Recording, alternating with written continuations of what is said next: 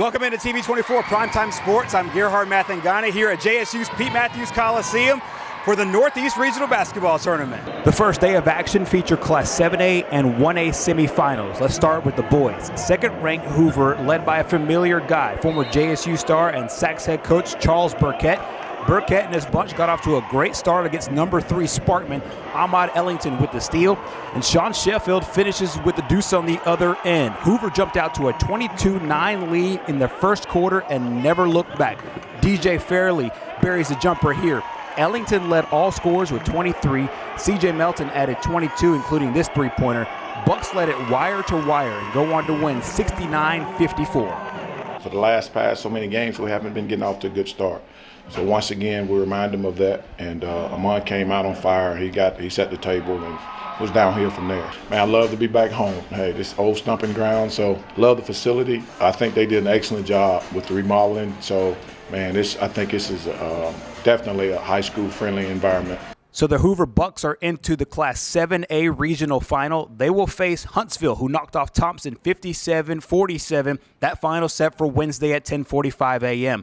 Meanwhile, on the girls' side, the top-ranked Hoover Bucks, no problem with Grissom, 84-46. The Lady Bucks will face Sparkman, who knocked off Tuscaloosa County 59-35. That regional final set for next Wednesday at 9 a.m.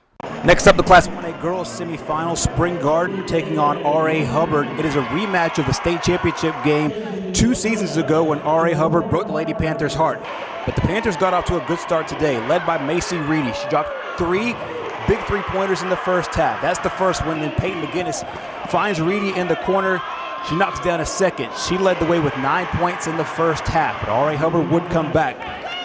14-point second quarter led by Anadika Bibbs. She led the Lady Chiefs with 24 points, but Spring Garden just too much down the stretch. Macy Reedy led with 18 points. A.J. Broom added 11. Peyton McGinnis with 6, and the Lady Panthers outscore the Lady Chiefs 27-15 in the second half and go on to win it 49-38. So we started off hot. We had got cold in the second quarter, but we knew after halftime we had to get back focused together, and we came out in the third and we got back focused. I felt great. I feel like first quarter we came out, a little sloppy, but after the second half, I felt like we came back in, got things together, and got it done. It was nice. 2 years ago when it happened, everybody was crying, everybody was upset, but we knew right then we were going to meet them again, and it was so nice. And we had prepared from the beginning of the season. We kind of, looking down, knew we would match up with them, and I felt like we were already mentally prepared early in the season. We knew what we wanted to do, and we accomplished it. So the Spring Garden girls are going back to the regional final. They'll take on the winner of the TCC and Skyline game. Meanwhile, the Spring Garden boys are also in after a win over Lindsay Lane. They'll face the winner of the Winterboro Skyline game. Coming up tomorrow in the Northeast Regional, it is Class 6A and 2A action. The Oxford boys tip off at 10:30. Meanwhile, in Class 2A, number 1 Sandrock will take on Ranburne. Sacred Heart boys and girls will both play Fife. A full day here at Pete Matthews Coliseum. That is it for sports. John returns with the breakfast forecast next.